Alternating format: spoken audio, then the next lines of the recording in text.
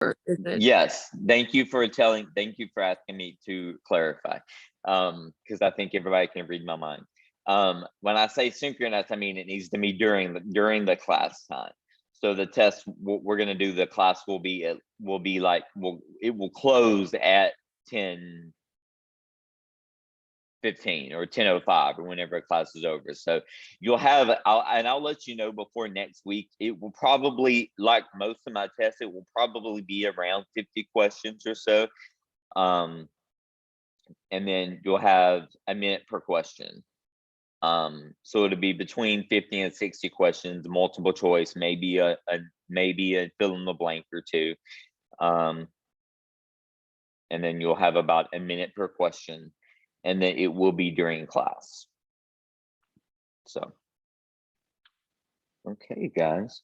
Well, let's go ahead and get started on our first lesson. We'll get done with the electrical modalities first. Let me bring it up.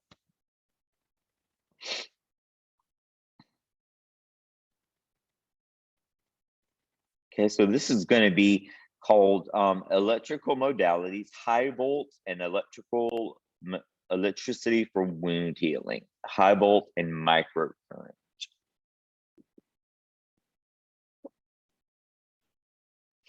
Okay, and then just to give you a little bit of a disclaimer, if you are one of those very few therapists that end up doing wound care one day, you may or may not ever use electrical modalities for wound healing. I've spoken to a few wound therapists over the years, and most of them have never used electrical modalities for wound healing. Sometimes it depends on the facility that you work in, honestly. Some facilities, nursing is in charge of all the wound care. So a lot of times nursing is not going to be trained in this type of modality. It will only be the PTs and the PTAs. If you work at a facility where the PTs and PTAs are involved in wound care, then you may see this done then. But many times it's more of something that's done by nursing for wounds that just won't heal, and they're not healing no matter what people try, they're just not healing. Those are usually the wounds that we use electrical stimulation on, just as a last resort, honestly. Okay. So blah blah blah with Medicare and Medicaid, they pay for it, blah blah blah. Yes. Okay, so this scientist, and I don't care that you know his name was Dr. Kloss, weird name. He was the person that found that electrical stimulation can aid in wound healing. So what does it do? So if we put an electrical current around a wound, then the electrical current can increase protein synthesis. It can increase immune cell migration to that site so that we can help get rid of the damaged material. The electricity has antibacterial effects. So if there's an infection in the wound or bacteria, it will kill the bacteria. It does bring more blood flow to the area, so it brings it makes a vasodilation in the area. It makes the blood vessels bigger, wider open, so more blood flow can come to the area. And then if you get more blood flow come into the area, then you get what? More oxygen. So then you get better oxygen to the area. So all those things working together can help the wound heal a lot faster than it was on its own.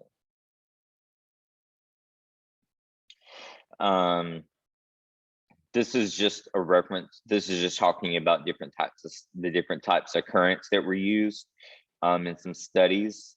You don't have to know this. This is just talking about they did these studies with low density direct current, high volt pulse current. They use a TENS current, just like the TENS we use for pain control, and an alternating current. Well, when they tried those different currents to see what would happen, they actually found that all of them led to a faster tissue healing. And that pressure ulcers or pressure injuries were the ones that responded the most to the electricity. Now, even though that they found that even regular TENS current even helped healing, they found that TENS was the one that was even though TENS did help, the other electricity methods that are direct currents and that are higher volt, those helped heal the wound faster than TENS.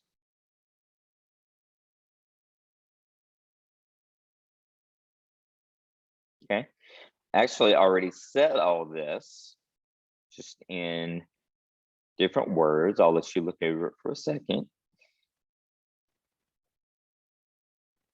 Okay, I've already said all this though. Okay, galvanotaxis, what is that? Okay, so how does all this actually work? I said that we attract cells to the area with the electrical current. Well, how does that happen? Well, it happens with something called galvanotaxis. And that means the attraction of cells to a particular electrical charge, okay? So that means that if you remember, opposites attract and same charges repel. So what happens with the electrical current with wound healing, you're almost always using a direct current, okay, and a direct current that's going to be either positive or negative, okay. And depending on whether you use a positive or direct or negative current next to the wound, that's going to depend on that's going to determine what type of cells you attract to the wound. So neutrophils like white blood cells and things like that, those are a particular charge. Things like that, different types of nutritional ions and things like that are different charges too. So depending on what we want to do is depending on what type of charge we use. So one type of example, if we want to use a negative charge, that will promote healing of inflamed and infected wounds. So if you have a wound that's really infected, you want to use a negative charge. And then when the wound heals a little bit, then you want to switch to a positive charge because that promotes healing on non-inflamed wounds. So usually, now this isn't, and I won't say this is always written in stone, but usually what you do is if you have to use electrical currents for wound care, you usually use negative charge in the acute stage because that's when things are more inflamed. And then you switch to positive charge when it's more chronic, when the inflammation is gone. Okay, so you can write that down if you want to remember that. That negative charge is going to be for inflamed and infected wounds, and positive charge is going to be for non-inflamed wounds, so more chronic wounds that aren't healing yet.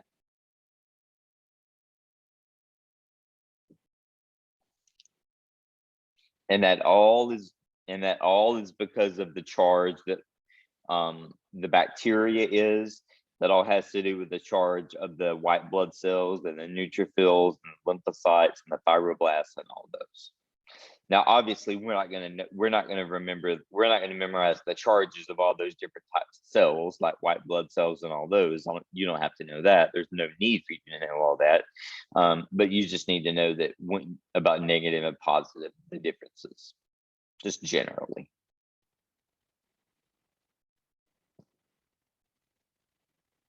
Okay, so STM also enhances fibroblast replication. And what are fibroblasts? If we remember, those are the cells that help make proteins for building up tissues again. So it actually has to do with calcium channels, calcium and insulin. But you don't have to remember all that. Just remember that E-stim enhances fibroblast replication.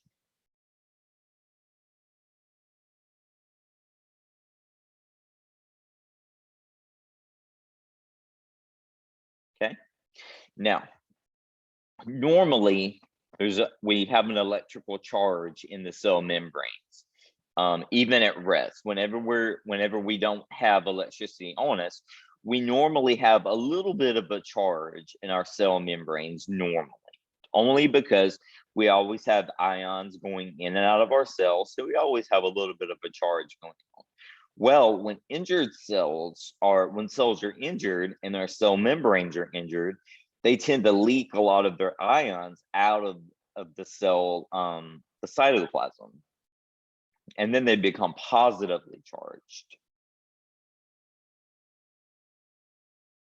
And then, but E-stim will help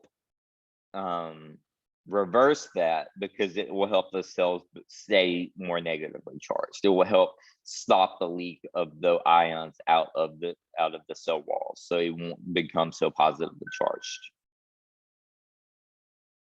So where it says down here, E-stim helps to accelerate tissue by healing, by replicating this process. It helps stop the leak of ions out of the wound, if that makes sense.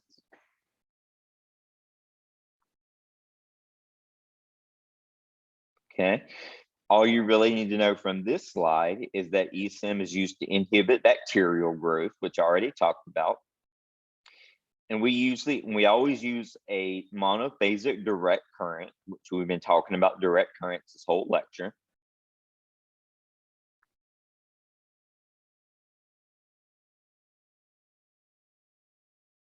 Okay, so let's talk about electrode placement. So you're not going to be comped on this, but you do have to know it for your written test. Okay, so electrode placement. It's a little bit different than what we do for muscle contractions or for pain control. So whenever we're using electrical stim for wound control, what we do, we take one electrode and we place it right next to the wound, or actually right on top of the wound. Now, if you're going to use an electrode and you're actually going to stick it on top of the wound or in the wound, it's obviously not going to be the same type of electrodes that we use to stick on our body. It's going to be a different type of carbon fiber electrode, maybe wrapped in gauze with soaked in saline. And that will be something that can be put over a wound or put on the human body and contaminate the wound any further. Sometimes they actually will use aluminum foil and a little metal clip on it to attach it to a wire. And then it's just a piece of carbon with a saline soaked gauze around it. And that'll be what conducts the electricity to the wound. Your second electrode, which will be your dispersive electrode, will be you're going to have at least two. You're going to have at least one, and you'll have it somewhere distal to the first electrode on intact skin. So it has to be over intact skin, the second one. And to be just somewhere distal, not too far, but just at least somewhere down the extremity. So here's one example where they didn't put the gauze in the wound, but they just put the pads around the wound. So in this example, they just used the regular pads that you all have and just put the pads around the wound. So this small square electrode that's more proximal on the body, that would be the electrode that has the charge that we are using for healing for the wound. And then the bigger electrode on the bottom of the foot is the dispersive electrode, just to take up the rest, to complete the circuit. And then if you're wondering right now if I haven't mentioned a lot about positives and negatives for wounds, it all depends on what you're doing. I did say negative charge helps to kill bacteria, but there's other things that we use different charges for. So we won't worry about the different types of charges for now. But this is just one example. I don't know if I have another picture of inside a wound. I'll try to find one. The parameters of the waveform. Again, you're not gonna have to be tested, comped on these, but it is a monophasic waveform. So that's why how the charge is always gonna stay one polarity. Okay, that's what makes it a direct current and not an alternating current, because it's monophasic. It's gonna have one charge, either a positive or a negative. And in this case, usually when I tell you that when you plug your electrodes in, remember I said red and black usually don't mean anything, the positive and the negative. Well, in this case, when you plug your electrodes in, it does mean something. One electrode will be positive, one will be negative. So the polarity depends, like I said, the polarity that you choose depends on the type of cell required to that, or the type of your goal of wound healing at the time. So are you trying to kill bacteria, or are the bacteria dead and you're trying to help bring in more fibroblasts to help with tissue healing? So it just really all depends. So this just gives you a little bit of a guideline down here, these next few bullets. If there's an infection present, if the wound is infected, you want to use a positive electrode on or around the wound for the first 3 days after the wound bed is free of necrotic tissue. So if you have, that means that if you've got black or yellow necrotic tissue in place, you've got to get that out of the way before you start using your electrical stem. So you might have to soak your wounds in a whirlpool or in the tub, and then get wound debridement, get it cut away before we start using the electrical stem. And just like any other wound care, it depends on your facility. A lot of wound care is going to nurses just because it does involve scalpels and cutting tissue away, dead tissue away. But that is very much in our scope of practice too. And so in some facilities they do that too. And actually, if you don't know it, Dr. D is a wound care specialist, and she loved wound care. She could do it all day long. Wait till semester 3, she's gonna try to make you a wound care lover. But moving on, and then after the wound is free of necrosis, you're going to use positive if there's an infection present. And then after the infection is gone, then you'll go to a negative electrode to get rid of inflammation. And then once inflammation is gone, you're going to switch back to positive, which is used in proliferation. And if you don't remember what proliferation is when the cells are things are actually building back up and healing. So it's kind of like, you can imagine like all the cells or the architects are there, and the scaffolding is there, and everything is healing and coming back together. That's proliferation. And we want to use a positive charge when that's going on. So just look over the slide and just kind of know the differences in charges and what you use for what. Okay. You don't have to remember any numbers here. Maybe for the boards, but not for my test. So maybe keep this slide handy for the boards when you're studying for that. But your pulse duration is usually going to be between 40 and 100 milliseconds. I'm sorry, microseconds. Your frequency is usually going to be between 16 and 125 pulses per second. And again, I'm not going to ask you that. But what I might ask you is this about the on and off time. So when you are using eSTEM for tissue healing, your electricity is always continuous. So it's not going to be a pulsed current like everything else we've been, well, kind of like NMES is a pulsed current. This is not a pulse current. This is delivered continuously, so it's always on. And then you need to know about the current magnitude. It needs to be kind of like tens and IHC. It needs to be a comfortable sensation and like high rate without a motor response. So it needs to be comfortable without a motor response.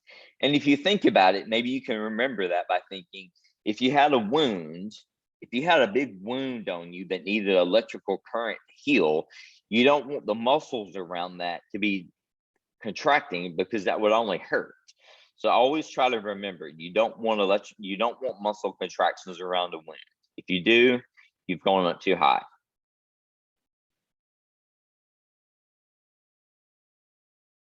Okay, now how often would you do it? So if you're getting wound care, you're usually any kind of wound care, you're usually going to if you're in an outpatient, at least you're usually going several days per week to get your wound looked at and taken care of. But if you need electrical stim for your wound, you're going at least 5 days a week, and it's going to be about an hour appointment every time, and that's pretty much standard across the board. And the reason we say at least 5 days a week is because if not every person that needs wound care, don't think that every one of them needs electrical stim, because they don't. Only the people that have wounds that are just not healing with any other kind of reason, like medications won't make it heal faster, bandaging won't make it heal faster, wound debridement and extra nutrition will help it heal faster, then they use electrical stim as a last resort. Okay, so that's what I want you to get the takeaway from this lecture.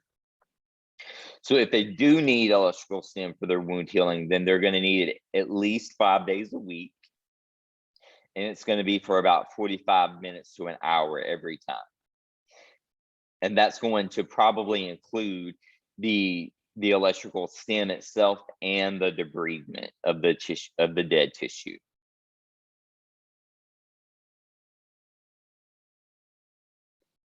Okay. Switching a little bit, you can use electrical stim for edema control, and I think I talked about this really briefly at least one time. So you can use it to help get rid of edema. Now, if it's edema that's there because of another disease process, like congestive heart failure or something like that, then you definitely don't want to use it. But if you do have edema, you can use the high volt pulse current to help get rid of edema formation. So what you would do, you would use a high volt pulsed current on your machine that would be below the motor contraction threshold, and that would reduce their formation of edema by a fraction. So you don't have to remember any specifics of this slide. Just know that electrical stim can be used for edema control, okay?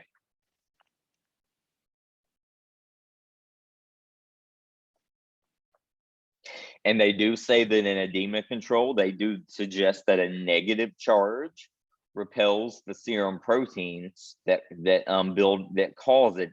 make up edema. So if you were doing eSTIM for edema control on somebody, maybe after a major surgery or an injury or something, you wouldn't want to use a negative charge around them. But at the same time, you kind of have to balance that out with your pros and cons, because even though that negative charge is going to keep so much edema from forming, it also causes vasoconstriction. So it decreases the blood flow by reducing the microvessel diameter. So it's also going to prevent it's going to decrease the blood flow to the area too. So even though you are stopping the edema formation, you're also cutting down the blood flow. So you kind of have to think about the pros and cons. Like, okay, so is this a young person that's relatively healthy? They don't have other comorbidities, so I don't see any reason why they should have decreased blood flow with this stimulation, versus maybe somebody that's an older person that and we know that older people's bodies are just breaking down anyway. Their systems don't respond like usual. And I'm talking about the elderly. I'm not talking about my age, unless you're calling me old. And I'm talking about like the 70s, 80s, and 90s. Their systems are just not built like ours anymore. They don't respond the same anymore. So you may not want to use E-stim on them for edema control, because if they're also healing at the same time, then you're cutting oxygen flow to them. Well, their circulation when we're older is already a little impaired a little bit anyway, naturally. So we probably wouldn't want to do this on somebody that would be an elderly patient if they had a lot of edema. Only if the edema was really bothersome or it got in the way of function, like got in the way of them using their arm or their limb, then we would do it.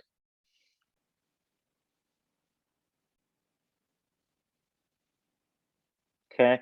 We can also get rid of edema with muscle contraction with motor level stim. So you can do regular NMES, biphasic, or Russian, and you can use it around an area of inflammation, and you can almost make a muscle pump. So think about if you put it on, let's say you sprain your ankle and you had swelling around your ankle, and you elevated your leg and putting ice on it, and the swelling is going away, but it's just going away really slow. Well, you could put NMES on your gastroc soleus or your anterior tib, or both. And what you could do, you could set it up to where the ankle would be pumping back and forth like this with the stimulation. What that would do, just think about that. If there's edema in the way, and now we've got the muscles and the tendons moving, it's got that edema has got to move out of the way. So the muscle is going to act like what we call it a muscle pump, to pump the edema back into the circulatory system and out of the way. Okay, so you might also be wondering, well, if I can do that with my ankle, why would I need electrical stim to do that? Why can't I just pump my ankle back and forth? Well, if you have an ankle sprain or an ankle injury or any kind of injury, your muscles are not going to be responding, remember, naturally the way they normally do. So you're not going to be able to do it by yourself actively. So you'll probably need motor level E-stim on you to help get that muscle pump going. I've done this a couple times, and it really is effective in getting edema out of the ankle, especially after an ankle sprain. You have to be careful with pain. You have to now just stay within the person's pain threshold too. But this can help not only get edema out of the way, it also helps with a little bit of pain too. But at the same time, if you're using motor level E-stim, you're also doing strengthening at the same time. So you're kind of doing a lot of different things at one time, and the person doesn't even know it.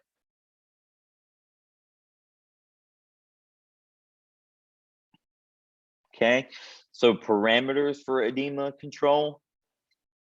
Not really parameters. The only really thing you need to think about if you're using E-stim for edema control is are there other comorbidities, like is there heart failure present?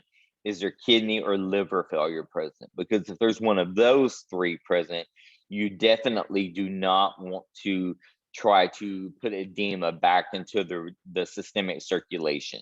Because if you do, think about it. If you've got a system where the heart, the kidney, or the liver is having problems with its given blood flow, and then you put you put edema back into the circulatory system. Now there's more volume in the circulatory system. Now that's more that the heart has to deal with, or that's more that the kidney and the liver has to deal with. So that would not be good for them. So if you do have one of these three diseases, any kind of heart failure, kidney failure, liver failure, any kind of disease of those, you want to be careful if you putting edema or back into the system. And that goes along with compression too. We haven't talked about compression yet. We're going to talk about that in a couple of weeks. But if any of you have ever used compression garments or wraps for getting rid of inflammation, it goes the same way with compression. You don't want to compress an extremity that has that's edematous if the person has a disease of the heart, kidney, or the liver.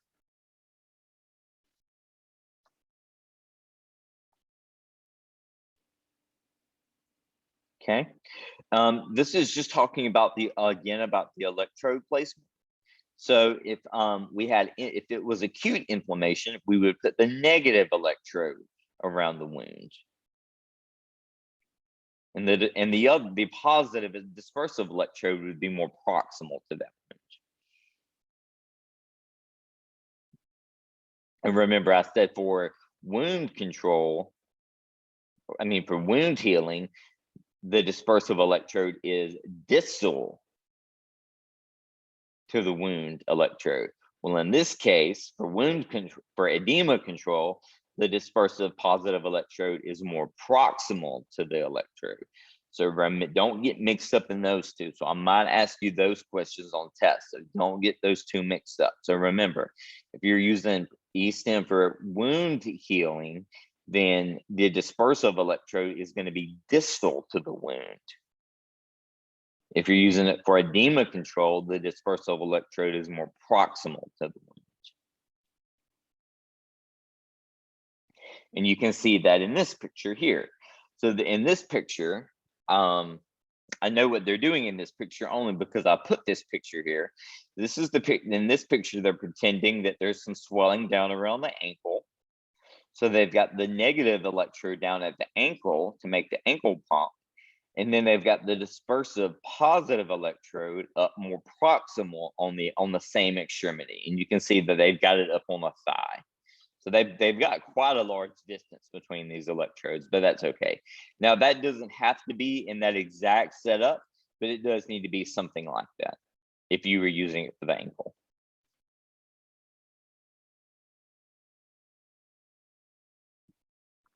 Okay, like I said, for edema, it would be a negative polarity. It would be continuous on and off time. Don't worry about the frequency. And just think about it. You want it to be a continuous on and off time because you don't want it to stop. You don't want it to be you don't want it to be getting rid of edema for a few seconds and then stop and then just sit there. You want it to be going the whole time. This is not NMES strengthening like we're doing when we do 10 seconds on and then 50 seconds off. This is not for strengthening. This is just for edema control. So we need to keep the person comfortable. So you need to do it at a comfortable sensory level. And we do it for about 20 or 30 minutes at a time, one or more times daily. So you can do this more than once daily, as long as they don't have heart, kidney, or liver problems.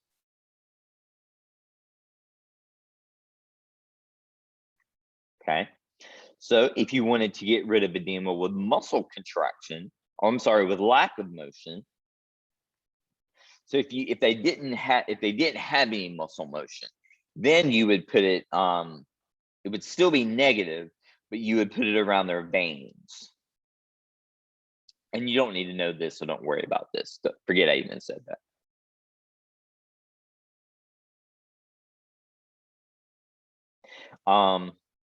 If they didn't, you don't have to know about putting it on or around veins if they didn't have the ability to contract the muscle, but you do need to know if they couldn't contract the muscle and you do with the stem and you still need a muscle contraction, you do need an off time of 1 to 2 seconds each. So 1 to 2 seconds on and then 1 to 2 seconds off.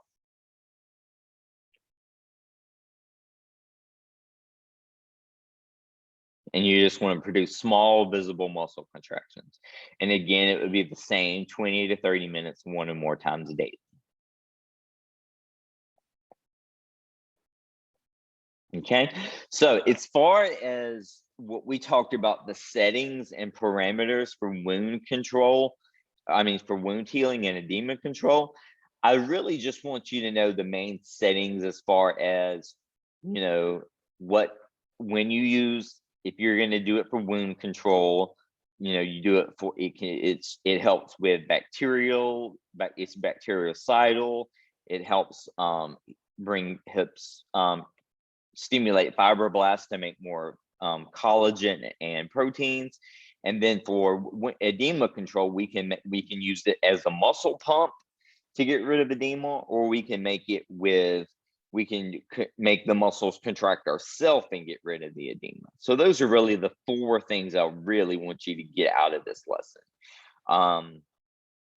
If you were doing it for wound care, you would use a continuous current, so there would be no off time. If you're doing it with a muscle pump for edema control, there wouldn't be an off time. But if you're doing it for a muscle pump, but they can't contract the muscle by themselves, then you're going to have an off time of 1 to 2 seconds.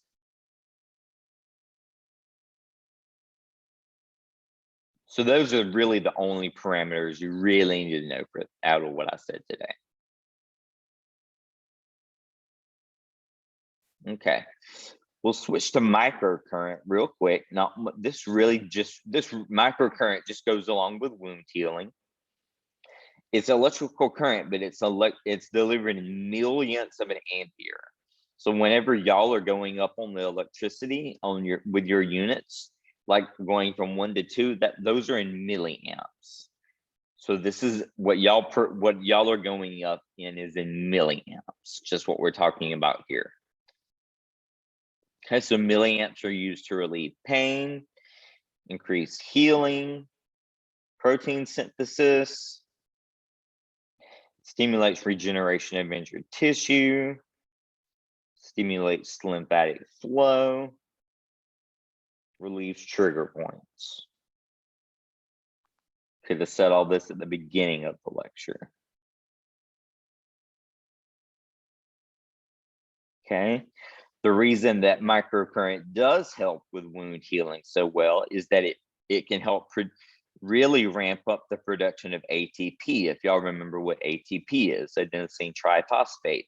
And if you don't remember what ATP does, adenosine triphosphate is what we need for energy production.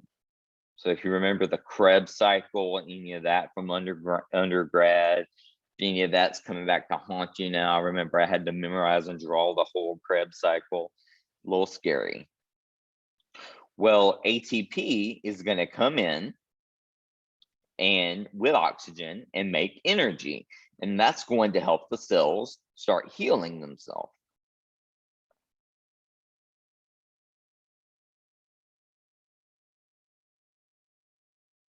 And it will either be with different size machines.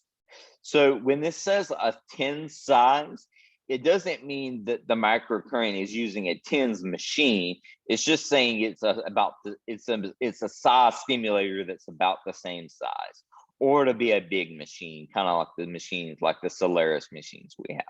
But they're going to be direct current machines usually. Just the difference between unattended and attended. Usually there's not a lot of difference here. They just use the same type of electrodes.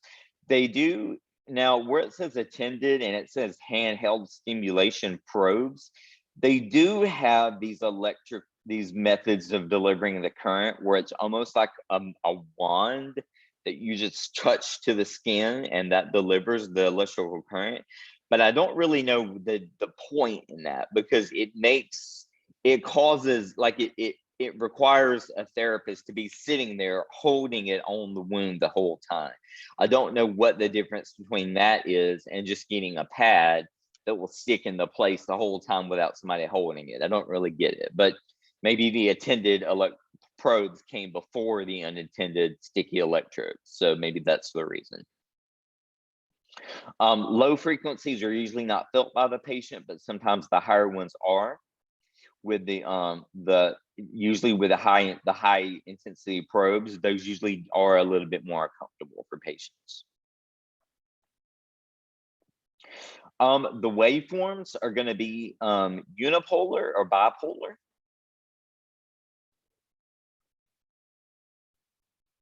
So they can be either unipolar or bipolar. Let's see what we need to know from this slide. You never want to try, you always want to use a low to moderate intensity current just to keep the person in comfort. You never want to make it painful. So if it is painful, just decrease your intensity or decrease your treatment time.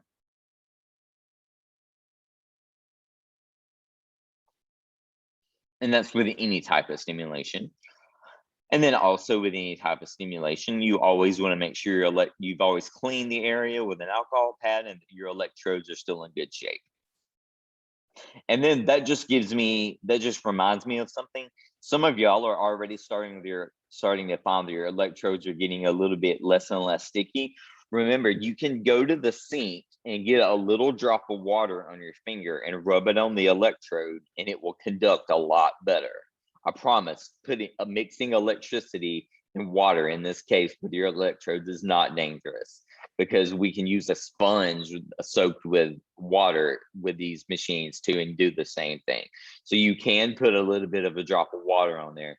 Now, if your electrodes get to the point, now they should never get like this semester, but if for some reason your electrodes get to the point to where you're sticking them on your body and they just fall right off, and there's nothing sticking on them, let me know and I'll get you another pack, okay? Okay, so that was all of this lecture. Now I went through it, jumped topics a little bit, and high volt and microcurrent is way different than TENS, IFC, and NMES, because it's usually a direct current and it's usually got a certain charge to it. It's polarized with a negative or a positive.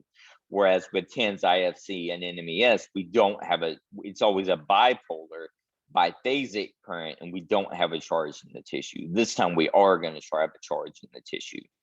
So just as far as things to remember, I don't want you to know the nitty gritty of the settings, like how many pulses per second and the frequency, but I do want you to know from this lecture, what you do with high volt current, that it can be used for wound care, how it works, that it produces, that it brings in more blood flow to the area, it stimulates macrophages and fibroblasts and all those good cells.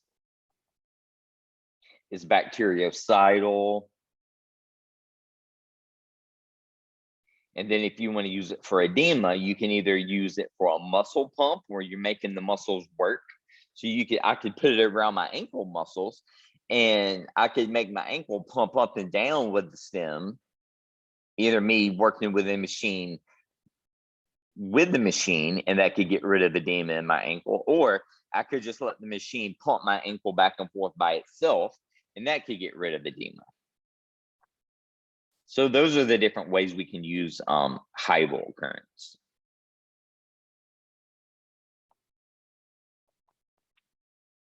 So any questions on high volt or microcurrent?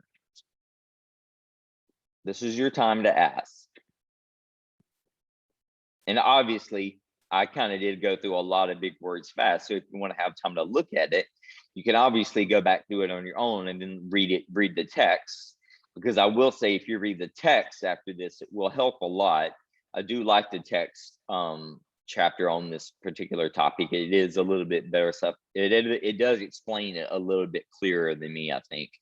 So I would encourage you to read that.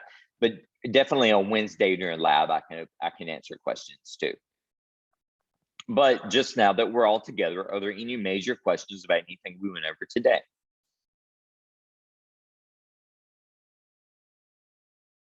There is, let's see, I have a direct current, I have a direct chat.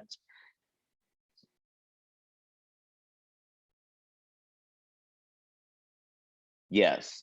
So somebody said it's not MES, but they've seen somebody give a machine to people that does passive range of motion for ACL repairs to help with the swelling. Now, the person that asked that, now that was Sabrina F. Now, let me ask you, Sabrina, if it wasn't MES, was it a CPM machine? Like a machine, and that's called a continuous passive motion machine that moves your leg for it, or was it an electrical machine? Yeah, it was a machine that you had mentioned. It was, yeah, it was a big machine, and they had it like laid up on the couch. And literally, like, I went to go and visit them, and for the whole time that I was there, I was just going and going and Yeah, they going. do that. Yeah. So what Sabrina's talking about, you guys, if you've never seen it, it's called a continuous passive motion machine. And it has nothing to do with electricity, but it's a really, they're large, and they have one for the lower extremity, and then they actually have them for the upper extremity too, which are not really as common. But especially after knee replacements and ACL replacements, you do, the last thing you want to do is to move your knee. You want to lay there with your knee completely still. You don't want to bend it, you don't want to straighten it, and you definitely don't want a therapist coming in and doing it for you. Well, what they'll do is right after surgery, sometimes before you even wake up, they will put you in this machine that what it does is it flex, is if it's a lower extremity machine, it'll start off, it'll be under your leg, and your knee and your hip will be extended, and then it flexes and it flexes your hip and knee to where it brings your hip and your knee almost to 90 degrees, and it does it slowly, and then it straightens it back out, and it just goes back and forth all day long. That's the way they get your knee or your hip after a knee or hip surgery.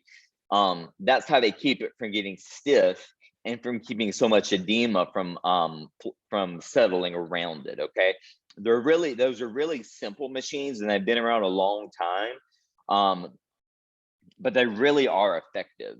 And helping get rid of edema, and it just gets the person ready for therapy, because a lot of times nowadays you start therapy for knee replacements or hip replacements or ACL constructions. We start therapy the same day as surgery, so they have surgery in the morning, and we're there in the afternoon getting them up to stand or walk. Believe it or not, that's how aggressive it is nowadays. So that's why they've got to be in one of these CPM machines to keep them moving, because if they're allowed to lay there and get stiff or to get comfortable, they're not going to want to move. So yeah, that's what Sabrina was talking about. Then I had another question. Do we need to worry about microcurrent? You do need to worry about microcurrent, but just the basics of what was on the slide. So let me go back to that slide. Let me find that slide. Microcurrent. And I'm sharing this now. Microcurrent is actually what you use. High volt and microcurrent are almost exactly the same thing. Those are what are used for wound healing. Okay, so if you look at all these things right here that are listed under microcurrent, these are almost all the same things that are under high volt. Okay, so if you're trying to remember the difference between high volt and microcurrent, you can pretty much remember they do pretty much the same thing, as far as increasing the rate of healing synthesis, increasing protein synthesis, stimulating lymphatic flow, regeneration of injured tissue, those types of things. You can remember that they do basically about the same thing.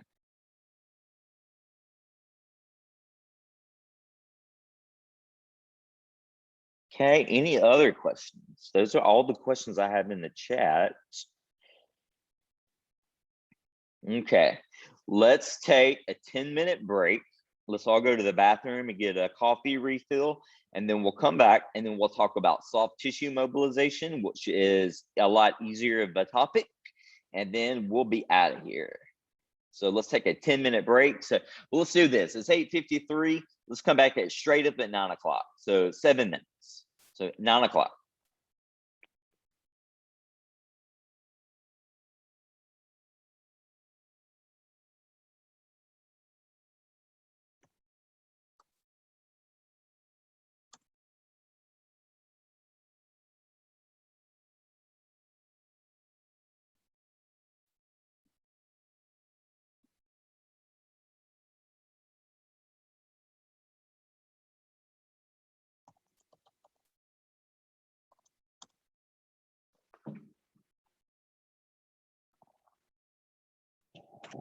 Nice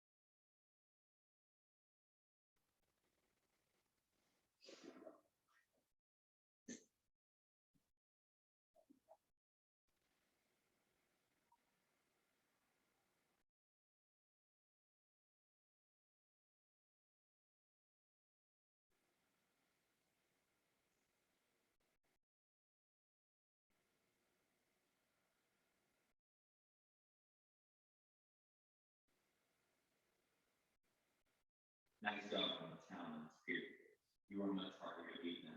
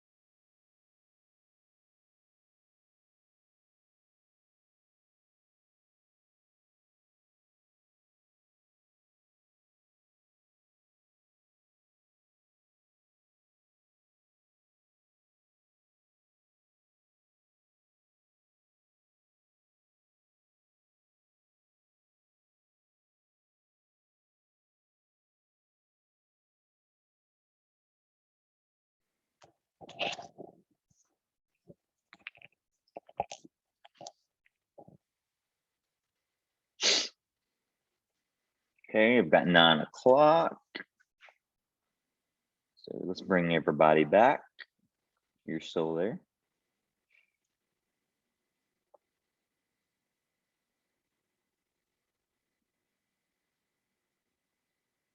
Most everybody's back.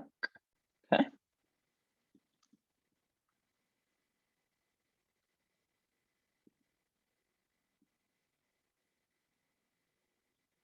Make sure you have your camera on so I can know you're here. Otherwise, I'm just talking to nobody. Okay. All right. So we're back. So what we're gonna switch gears totally now. So since the last test, we've only been talking about electrical topics. Okay. Now we're going to switch totally and talk about soft tissue work. So we're going to talk about soft tissue mobilization. Now, this is basically what I'm going to be talking about are basically, we're going to talk about like the history of what we know as massage in today's world. And then we'll talk about what massage is for and the benefits of it, and then like kind of like the history of it, and then we'll talk about how we use it, and we'll talk about how what we do as far as our soft tissue work is different than just regular massage therapists, even though we're doing some of the same things and some of the same techniques with our hands. Our goals are a little bit different. Okay.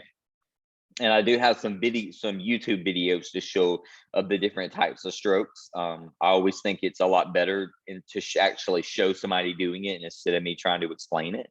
So I'm going to show those videos as we go along. Okay, so let me find this PowerPoint.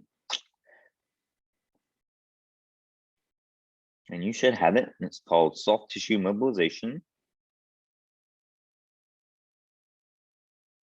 Okay. So, massage, the term massage, or what we say soft tissue mobilization, or what we usually say in our field is STM. We don't say massage and we don't say soft tissue mobs. We say STM for soft tissue mobilization. Those terms were coined around the late 1800s. And by an early one of the early massage therapists, kind of like gurus, and one of the modern massage therapy gurus, because this has been around for forever. I mean, just about forever. These manipulations that have been studied around the years, there's particular ways of using your hands to manipulate soft tissue, and it can produce different effects depending on what you're doing. So they found that we know that, and all of you know this, the massage affects the muscular system. It can affect the respiratory system as well. And I'll show you how it can affect the respiratory system. It can affect the nervous system, which you might not have thought about before. I'll show you some examples of that. And then obviously you might have thought about this before. You can use massage to get lymph and swelling out of the area. So you can, if somebody has a swollen limb or extremity, you can massage the lymph and the swelling out of that area back into the general circulation. And if any of you have ever heard of lymphedema therapy, or if you've ever known anyone that was a cancer survivor or going through cancer, or if any of you have ever had cancer before, if you had a surgery and you had some lymph nodes removed, and it's just particularly true after breast cancer surgery and prostate cancer surgery. Typically, lymph nodes are either destroyed during the surgery or removed. And a lot of times the extremity that is affected will not be able to get rid of its extra lymph and the blood that leaks out of the vessel, so that limb will just start swelling up and it will get huge. I mean, like not just a little bit swollen, it will get like like the size of an elephant big. I've seen a leg that like the size of an elephant before on a skinny little man. He had one leg that was about the size of an elephant, and then his other leg was regular size. And he was one of those people. It was a bad case. That was a bad case. But those are just examples. Okay. So let's talk about just therapeutic, just general basic therapeutic massage first. Okay. So what is this used for? Stress relief and relaxation, you know that if you've ever had a massage, to mobilize various structures, so we can mobilize certain muscles and soft tissues that are maybe tight or in pain, or maybe that have been had the scar over it. It relieves pain and swelling. We can use massage to prevent deformities, and it can help promote functional independence. I can give you examples of that later. Okay, so let's talk about the indications of when you would want to use a massage. Okay, to aid in general or local relaxation. So generally, this is what you go and pay in the spa for. We're not going to be doing general relaxation massages in our practice. That's not what you're going to school for. That's not what you're paying the big bucks for. Okay, we can relieve pain by giving a soft tissue massage, and we do that by stimulating the mechanoreceptors in the skin. And if you remember the gate control theory of pain, what we're doing is we're stimulating mechanoreceptors in the skin, and that gates and that stops the transmission of pain signals to the brain. So if you've ever remember, or if you ever think about like if you got a sore area or something and you're rubbing it and you're like, it hurts to rub it, but it also feels good at the same time. Like it hurts so good to rub it or to touch it or something like that. That's what I'm talking about. Like it's not like, yeah, maybe it's a little sore to touch it, but rubbing it back and forth or being gently rubbing it or just being real gentle with it also helps it feel good, helps it feel better over time, loosen it up. That's what I'm talking about. We do things like that with our patients, generally in the beginning of treatments, more so. We can do it to treat chronic edema, like I was talking about with lymphedema specifically. We'll talk about that later. We use it to break up scar tissue, like after a scar from trauma, or particularly some surgical scars. A lot of times we have to break up those scars, and we'll talk about that later. Lesions of the muscle, tendon, ligaments, or joints, same thing as scar tissue. We have to break up those scars so they don't adhere down into the tissue. It can facilitate movement, and it can prevent deformity. And I'll give you examples of all these as we go along. Okay, let's talk about the effects of the massage. It's all mechanical stimulation, pressure, and stretching. That's all it is. It can decrease pain through the gate theory, like I said, and also through the stimulation of your endorphins.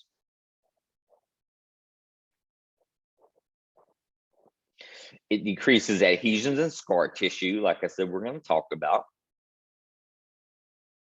No effect on fatty tissue, so you're not going to lose weight with the massage. It does, I'm going to skip down psychologically. It does tend to calm you. And where this says, Miss Allen. Yes.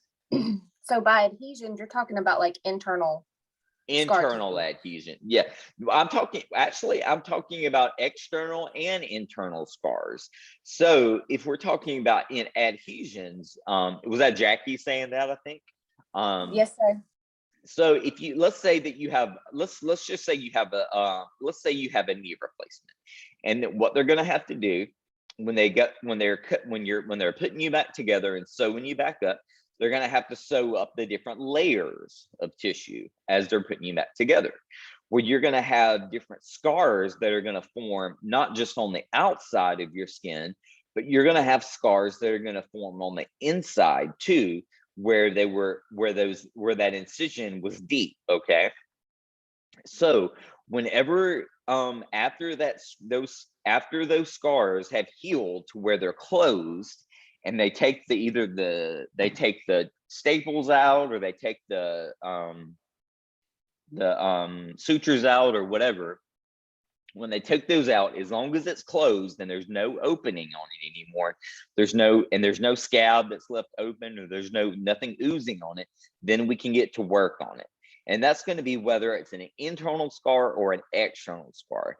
Now, any scar is going to be really kind of bulbous on the skin, and really kind of, it's gonna be really big on top of the skin. Okay, so what we want to do, we're gonna break those scars down by giving pressure on them and going against the grain. So if, let's say all the scar, let's say, look at me on your screen right now, look at my little bitty screen. If your scar is going up and down your leg this way, if the surgical scar was a vertical scar, then we're going to do our cross friction massage against that scar sideways, because we're going to go against the grain. Just like the opposite of painting and sandpaper. When you're sanding wood, you want to go with the grain of the wood to keep everything nice and smooth. And then when you paint the wood, you paint with the grain, so all the lines line up. Well, it's opposite when we're breaking up scars. We always want to go against the grain and across it to break everything up, if that makes sense. Does that answer your question, Jackie? Yes, thank you. Okay, and it also made me get a little bit ahead of myself, but that's okay. Where this says abdominal viscera, this just means don't give a massage over the stomach or the lower abdomen, because you're really, I mean, think about it. If you're pressing down on somebody's stomach, they're probably going to have to go to the bathroom in a minute, and you're going to have to deal with that. So if they ask you to give them a massage on their stomach, they don't do that. Now, sometimes you might see nursing giving a massage to somebody around their abdomen, and they might be doing that if they are having, like, if they're in the hospital, or if they have a certain condition that causes them to have chronic constipation, or tends to make them more constipated than not, then maybe they'll be on medicine for that, but they'll also do maybe like a daily, just 5-minute massage to the stomach. And that's just and it's not very deep, and it's just basically, you're just pressing down on the intestines in just a rhythmic fashion, and it really just kind of stimulates the soft muscle of the intestines to just get moving and to keep everything moving. Because certain conditions, like people that have spinal cord injuries, they tend to have a lot of constipation, and they tend to get, if they don't keep their bowels moving, they might get an impaction where they have to get a surgery to get everything removed from their colon, because it can't get out naturally, and that can be deadly if that ruptures. So spinal cord injury people may do this on themselves a lot, actually. Okay, let's talk about the mechanical effects of massage, what we'll be doing mechanical wise. So we're going to be mobilizing muscle fibers, tendons and sheaths, skin, and scar tissue and adhesions, all of these things.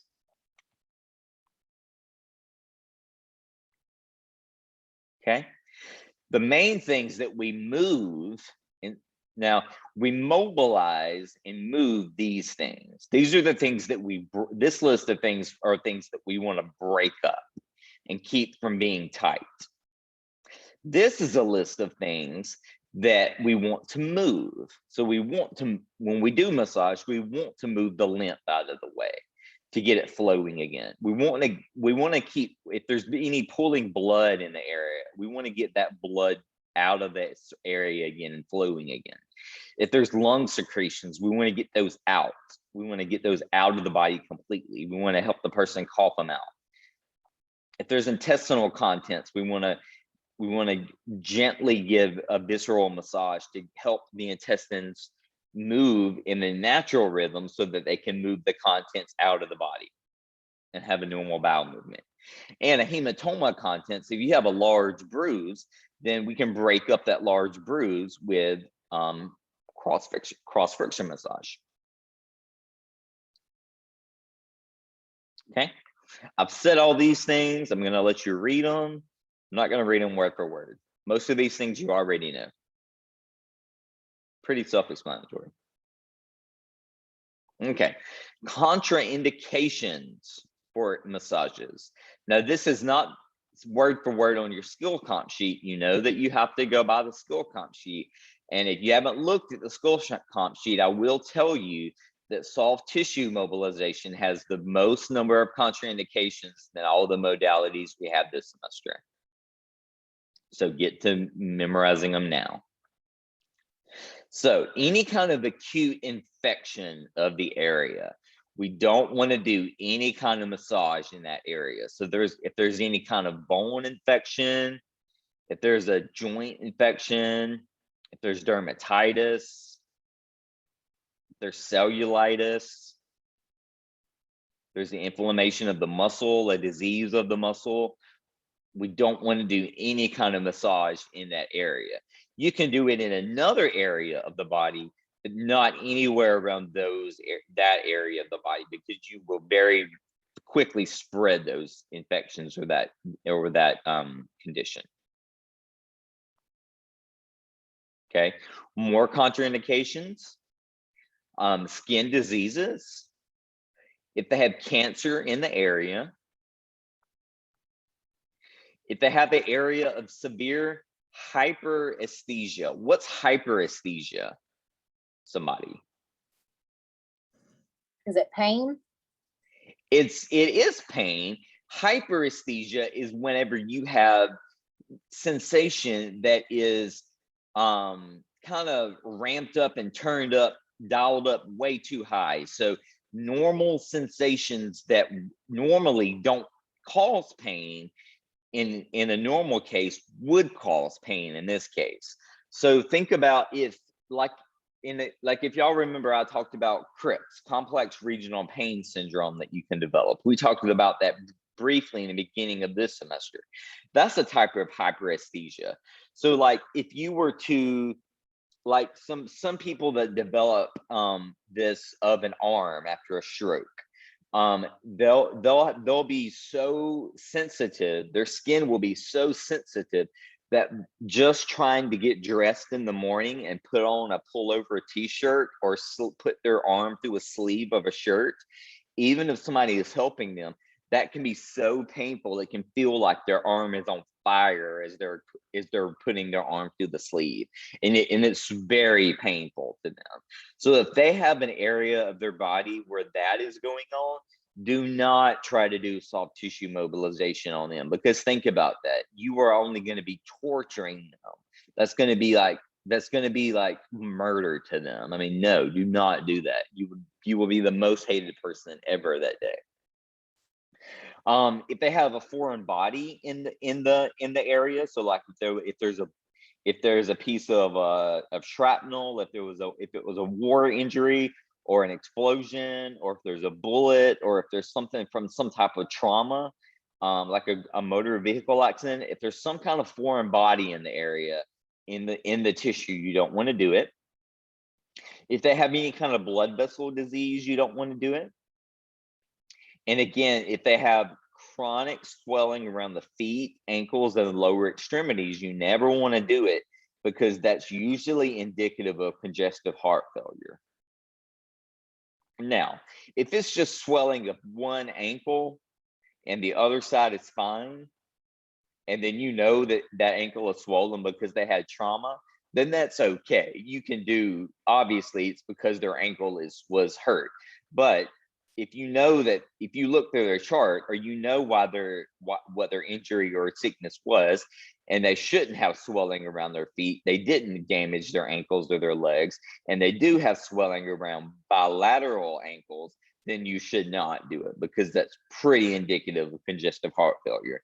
And even if you do not see the diagnosis of congestive heart failure in their medical record, but you see swelling around both of their ankles, Go ahead and talk to the person about that, or talk to their doctor about that. You could maybe before you even talk to the patient, because you might be the clinician that would catch that that this could be the beginning of heart, liver, or kidney failure. It's very common in the outpatient world that PTs and PTAs catch diseases and catch serious things that the physicians didn't catch.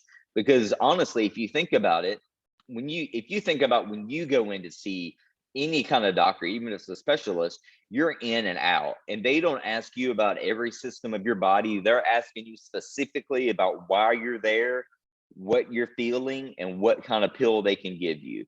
But when you're in therapy, we're with those people 2 or 3 days a week, 45 minutes for an hour every time, one-on-one. We get to know them. We get to know how their body moves and reacts and works, and we see them all the time. So we observe them. So if they're going to have these things, we're going to be the people that are going to notice little things like that more so than doctors, because we see them and we spend more time with them than the doctors do. So don't ever feel that just because you're a PTA, you can't be suspicious of something and bring it up to the doctor. Now, first bring it up to your supervising PT, and then y'all can decide who's going to call the doctor. It's very much in your scope of practice to call the doctor too, just to let them know. But go to your supervising PT first, just to share it with them, and then y'all can decide who's going to do the call. Doesn't really matter. But if you do find that out and there's nothing in the chart about it, you do need to let some physician know about it very quickly. Okay, different types of massage. We'll talk about these each. Okay, so these are the four or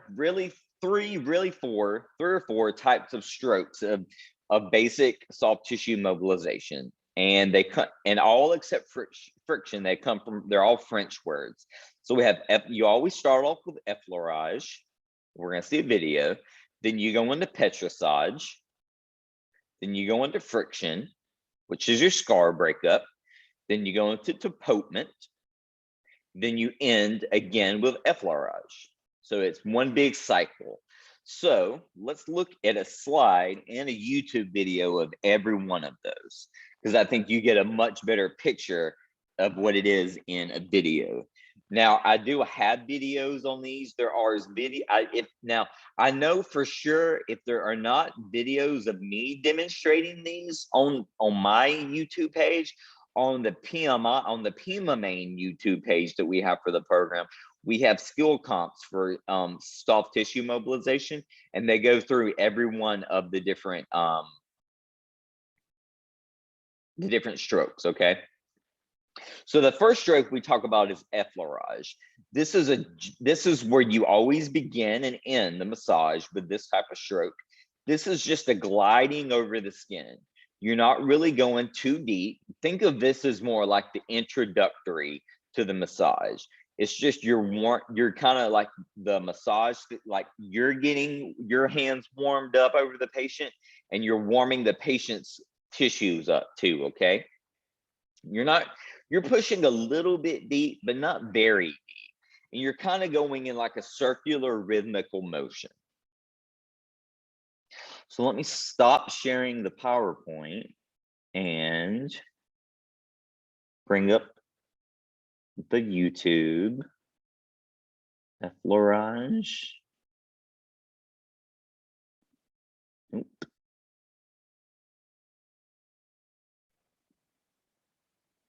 Share.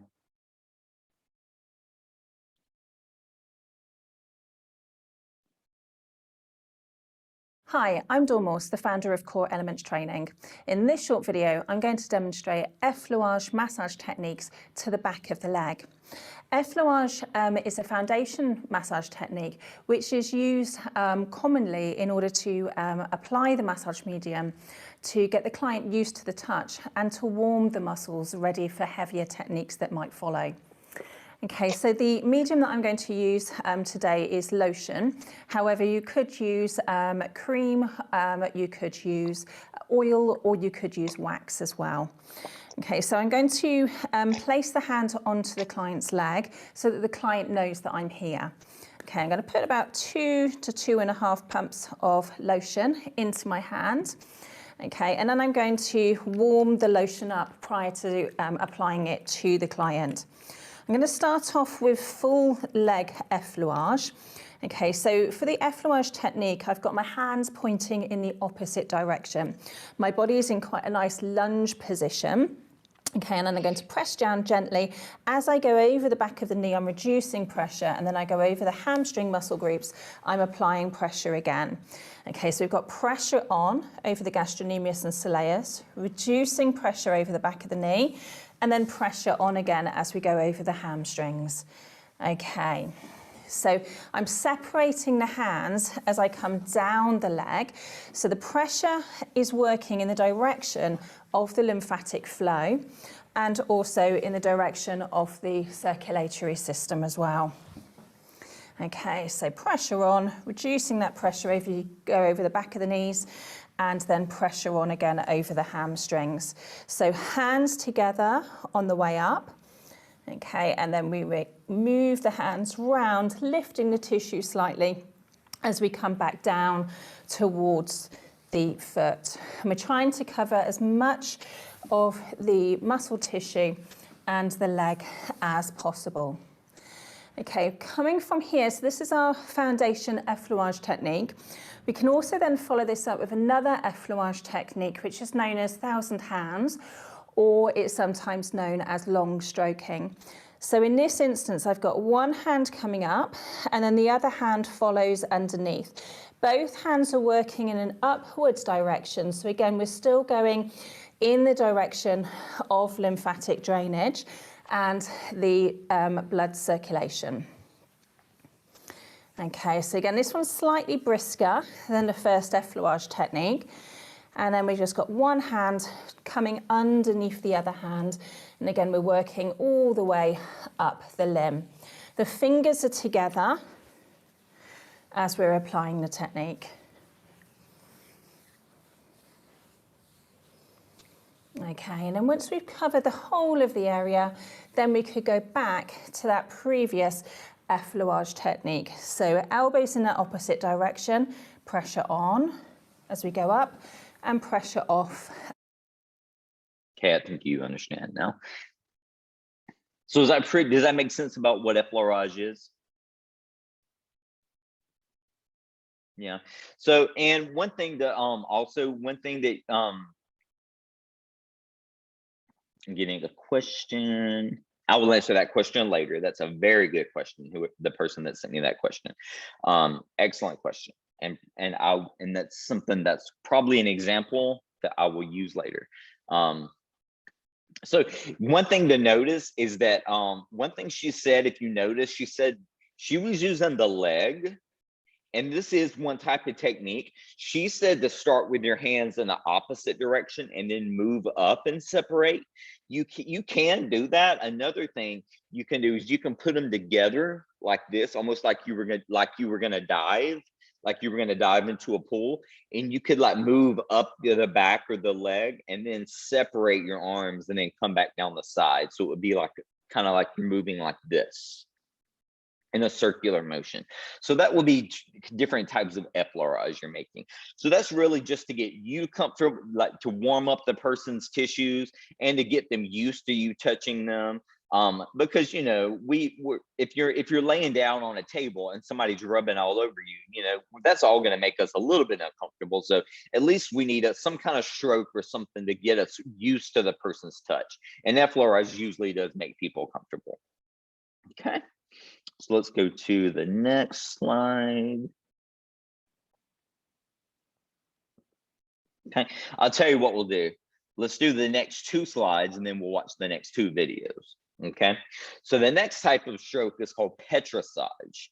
Okay, this comes from the French word to mean knead, like kneading dough or lots of pressure. So this is what you think about when you think of a massage that has a lot of pressure, or like they're digging or squeezing the muscles. So what you're doing, if you look at my hands, what you're doing when you, if any of you ever, if you've ever made bread before, or if you've ever kneaded any kind of dough, or if you ever made any kind of Play-Doh, everybody in here has played and ate Play-Doh before. Don't, if you say you don't, you're lying. If you ever rolled out Play-Doh and were rolling out, like you were rolling out a snake or rolling out dough, you know that you have to put pressure on it. That's what we do with petrissage, except with this time, we're not rolling, we're actually pinching with our fingers and lifting the muscle, and we're pulling the muscle up from the skin and from the bones, okay?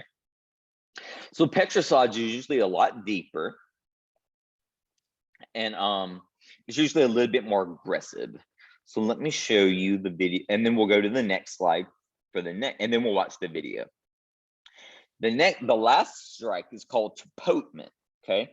And that means hitting or striking, okay? It's used for stimulation.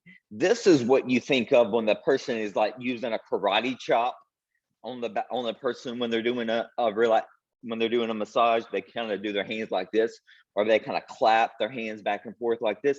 That's what tapotement is. And that's used for stimulation of the muscle. And there's different types of tapotement. You can look down at the bottom. There's hacking, clapping, tapping, beating.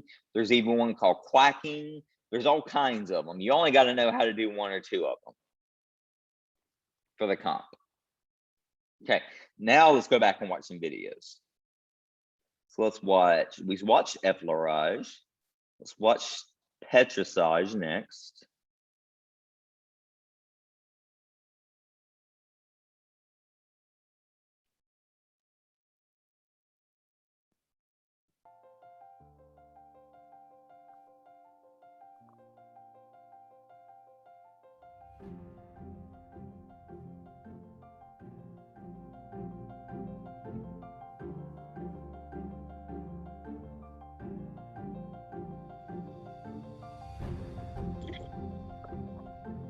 Well, that's a little too fast.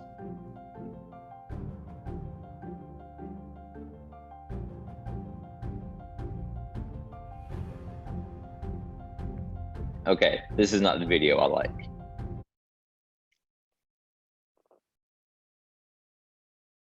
I'm getting another video. I know exactly where it is. 1 second, please.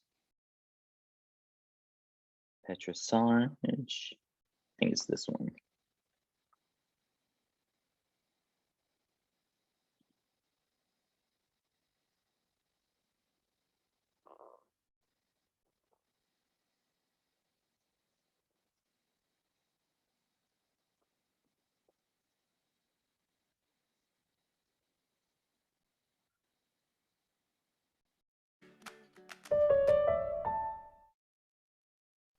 This is the one I wanted. Hi, my name is Melissa Brown, and I'm a licensed massage therapist here in Miami, Florida. I'm with You Need a Massage. In this clip, we're going to be talking about how to use the petrissage technique. Petrissage is mostly kneading, like you're kneading bread, just like if you had a big loaf of bread and you're just kneading that bread, all that flour coming in. I'm using the bottom V, corner V of your palms, wherever your pinky comes in to touch with your thumb. And that's basically what I'm using with my hands. I'm leaning in, and then I'm pulling out. And I'm not using my fingers. I'm using my palm. I'm doing it the other side. And I'm kneading, kneading. You can go up and down. And this doesn't necessarily have to be done only on the thigh. This can be done anywhere, on the arms, on the back, on the shoulders, on the calves. And I'm just kneading, and I'm alternating.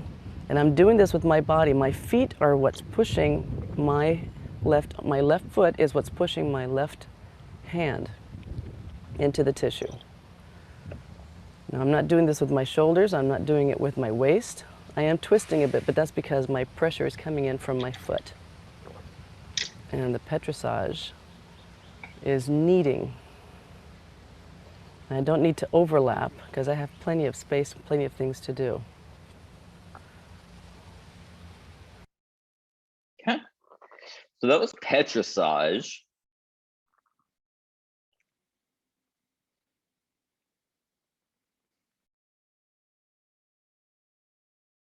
Petrissage is pretty much just and you know, I said, and if you, oh, something's sharing, something's playing.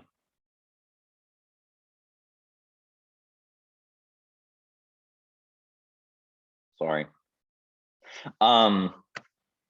So you can see that Petrissage, a little bit of a different thing between the two of us.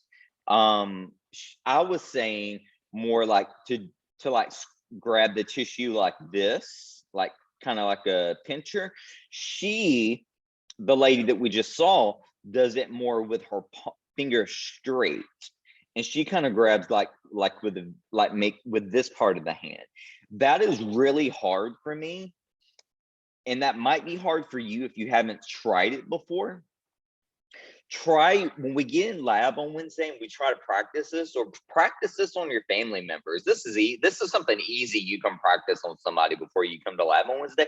Try doing this on people, and try this method, pinching and grabbing and pulling, and then try the method where you're keeping your fingers more straight and just pulling up like that. See what is easier and harder for you, and then see what is more comfortable for the person you're doing it on. Okay, and see what you, I'm not going to tell you anything else. Just see what you find. See what's easier for you, what's more comfortable for you, but then see what is better for the patient that you do it on. It might also depend on what part of the body you do it on, but see what you think. Okay, and then topotement is the last one, and it's a striking motion, kind of like you're hacking something like a karate chop. So let's find topotement. Can y'all see this?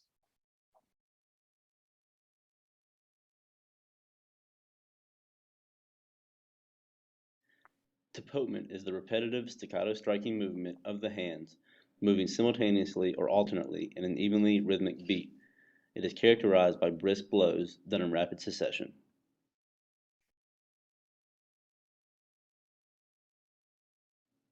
Hacking is the use of the therapist's palms facing together with the thumbs pointed up.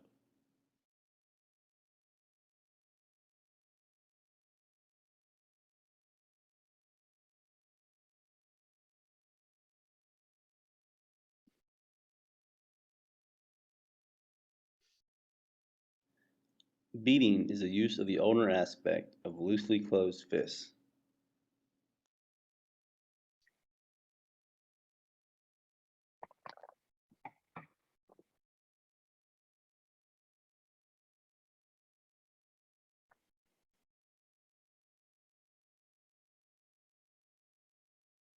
Rapping is the use of knuckles with loosely closed fists.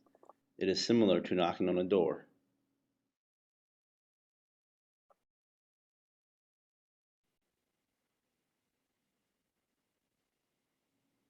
Cupping is the use of the outside rim of the cupped hand. You know you are doing it right when your hands create a cupping sound, similar to this.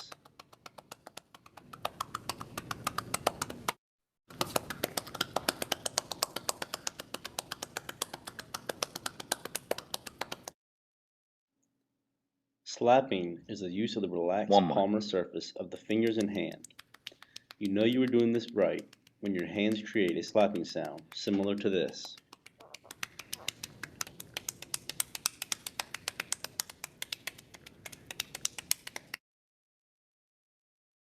Okay, I think you get the idea.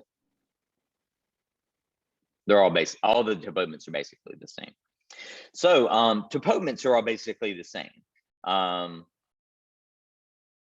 But those are the three different kind of strikes: effleurage, petrissage, and topotement.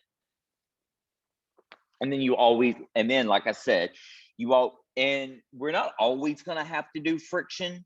Usually when if you go to a massage therapist, they're going to start with effleurage, then they're going to go into petrissage for the deep work, and then go into topotement, and then go for the effleurage. They'll go in that cycle. And that's what we may do too, but we may have an extra step to do. We may have to do our friction massage. So what is friction massage? Cross friction. You may hear it called deep cross friction or cross friction massage. What cross friction massage is whenever, this is what we do for scars or adhesions or trigger points that are within a muscle. So these are usually small, circular, or against the grain straight movements that we perform with a lot of pressure, okay?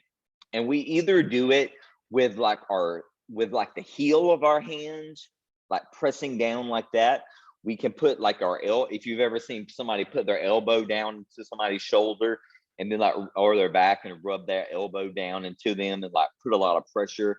We can do it with our thumb, our fingertips pressing really hard down onto the scar, into the skin, and going back and forth across that friction area. You have to be careful that you don't wear out your fingers or your thumb, because you can, people that do this a lot can end up, if they don't take care of their hands and their arms the right way, therapists will end up getting arthritis from this really quickly. So you have to make sure that you do it really, use the right kind of body mechanics, and that you do use your hands the right way. When you're doing this, you don't want to like hyperextend your joints. You don't want to be pressing in with your thumb like this. You want to be pressing with the thumb straight. And if you're pressing in with more than one fingertip, you don't want to be pressing with the fingertips hyperextending like this. You want them to be going straight down. And you also don't want to do all the work with your hands, your fingers, or your hands or your arm, because you're going to get really tired. That's, if you remember the lady that was doing petrissage, the one that was wearing the yellow t-shirt, she kept talking about she was doing all the pressure and all the movement with her hips and her body. That means you don't want to, if you are doing any type of soft tissue work with your arms, and this is mobilizations, this is soft tissue work, this is stretching, this is anything. If you're doing all the work with your hands and with your arm strength, you're going to wear yourself out in one patient, and you'll be zonked for the rest of the day, for the rest of your patients.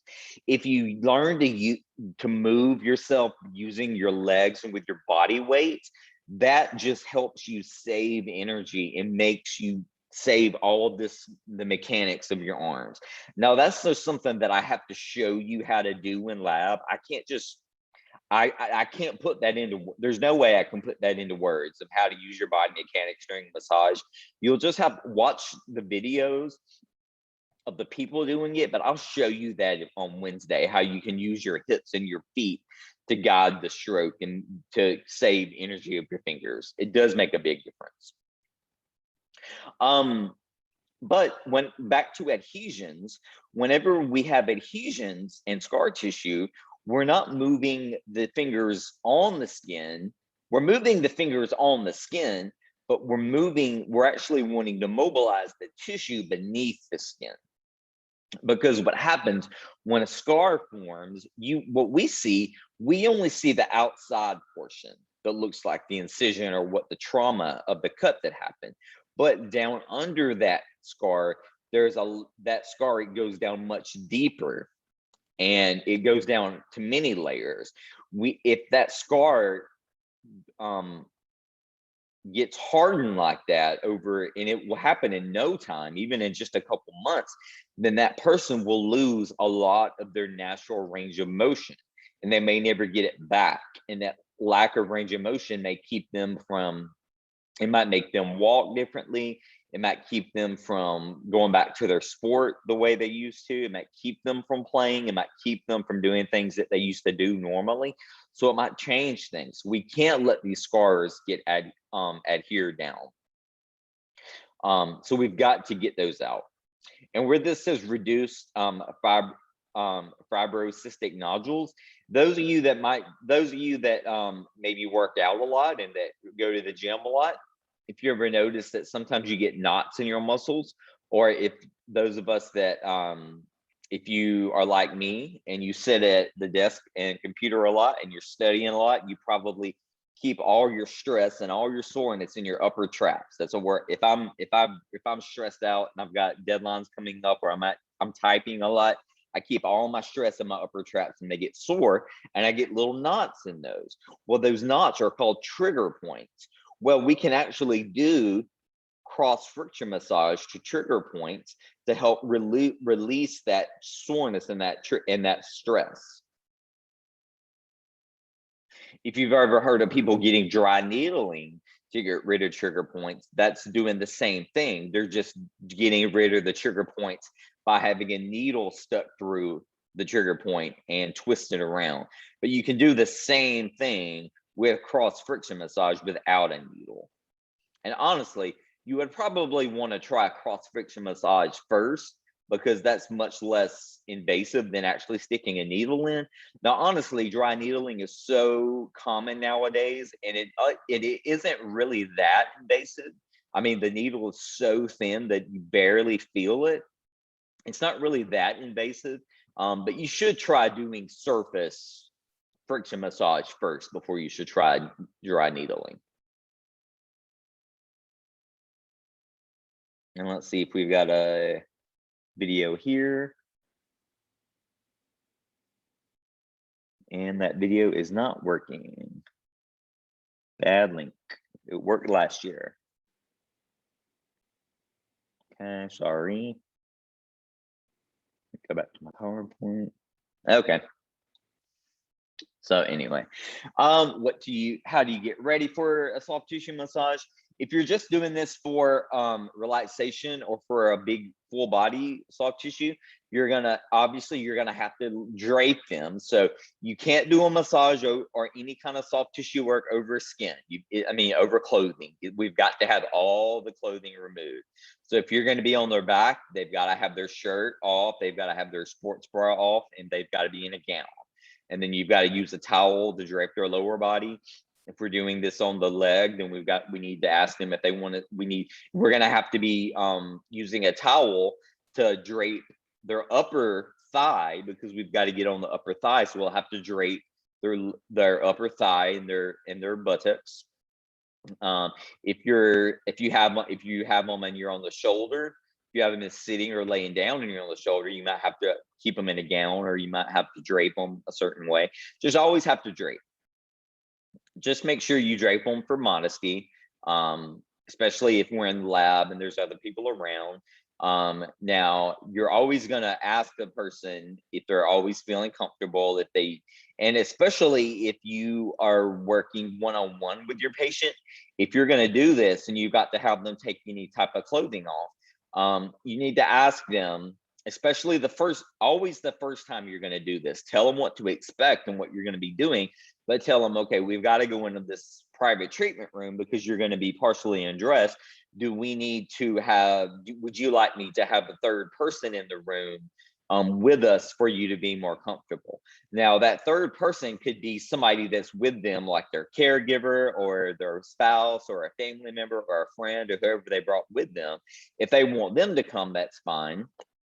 If they want somebody there, then you need to find like another therapist or a therapy tech, or even just somebody from the front office to sit in with you, just to have a third pair of eyes. Because, just in the days of the Me Too movement, when two people are alone together, you never know what can be said.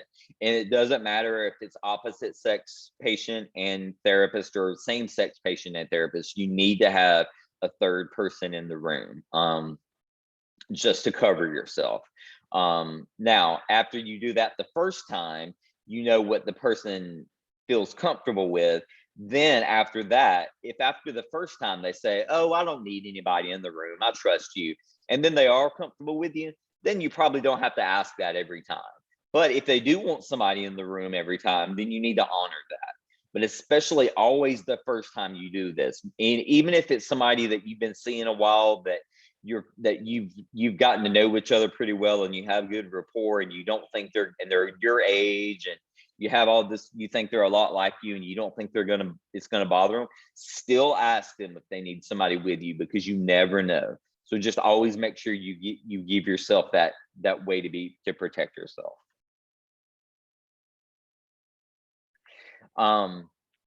Make sure you don't hurry through it. Make sure that you stay in with every stroke for the appropriate amount of time.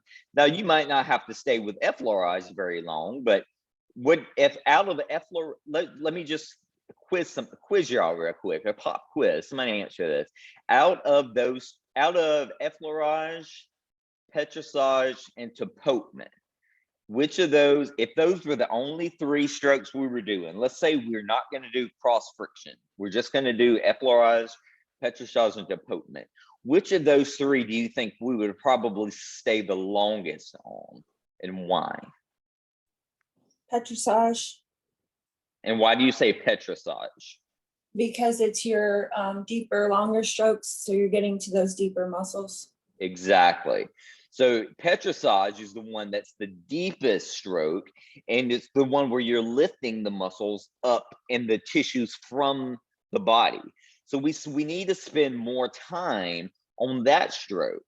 Now, if they were somebody that was, say, very, very hypersensitive to touch, but they still need some deep tissue work, then maybe the first day, that might be a different day. We might spend more time on effleurage that day, just getting them, their body used to be having that kind of that type of motion on them, and that kind of light pressure. Because maybe if they're too sensitive, they won't be able to take petrissage. That might be too deep for them. Whereas most people, we're going to stay with petrissage most of the time. Sometimes you might have to start off on effleurage a couple of times to ease them into it. Tapotement is usually something we just end with real quick at the end, not something we spend very long on. The only people that really need a lot of tapotement, and that's the slapping or the cupping, would be people that have a lot of people that have a lot of lung secretions, like people that have really bad pneumonia or cystic fibrosis, or a lot of lung secretions that they need to cough up. They'll have those. We'll do that on them, but mostly respiratory therapists does do this now. They'll do tapotement on a person for a long time, and that loosens up the secretion, and they do it on their back or on their chest around certain lobes of the lungs, and that loosens up all the mucus and the secretions in there. And then they sit up, and then they lean over, and then all of a sudden they can cough all this stuff out. I promise you that it works, because I've had it done to myself many times. I've had pneumonia many times in my life, and I've had to have this done many times to get secretions up. It's not fun to have somebody beating on your back and chest for 10 minutes, and it is a long time, and they hit really hard, and it's not fun. I remember when I was a kid, it used to make me cry. And then as a teenager, it was just stupid. I hated it. But that's how they do it. But anyway, the rest of this slide talks about what you should document. So when you document what you do, you're going to document how long you did how long you did the work, the soft tissue mobilization, what type of strokes you did. So if you did effleurage, petrissage, and tapotement, say I did effleurage for 2 to 3 minutes, petrissage for 5 to 7 minutes, finished up on tapotement for 2 to 3 minutes. Or you could say, did cross friction massage on anterior knee scar for 10 minutes in a circular motion and in a cross pattern motion. And when I say cross pattern, I just mean like going against the grain of how things are being laid down. You talk about how long you did it, and then talk about the position the patient was in, whether they were supine, prone, sitting. Where it says media, that means, did you use any lotion? This means, what did you use for lubrication?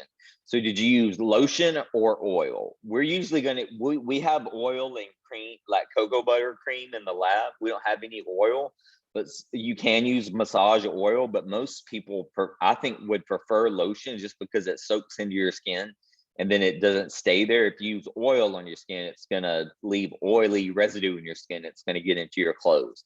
So we don't use oil in the lab. We use just lotion and cream.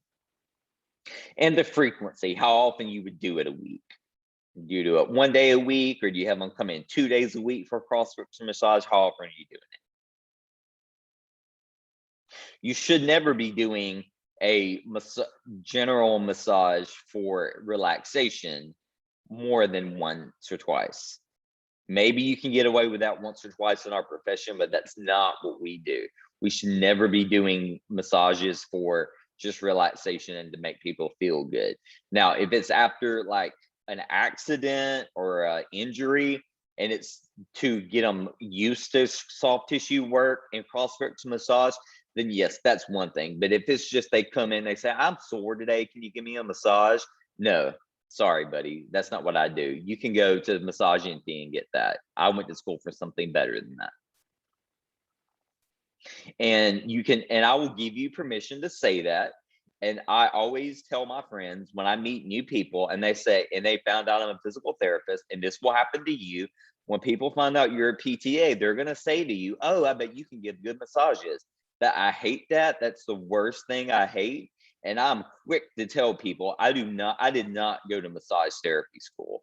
I do much higher level things than that. So I give you permission to have that attitude with your friends and to say that, because we are not massage therapists. We are PTs and PTAs. These are just things to remember, not anything you have to really write down. Just really on this slide, just really be mindful. I want to say be really mindful of your body mechanics. Now we're going to talk a lot about body mechanics next semester in rehab. Now you probably just think body mechanics during lifting things from the floor, like you want to lift with your legs. But body mechanics are really important, like whenever you're leaning over a treatment table and you're palpating or you're stretching.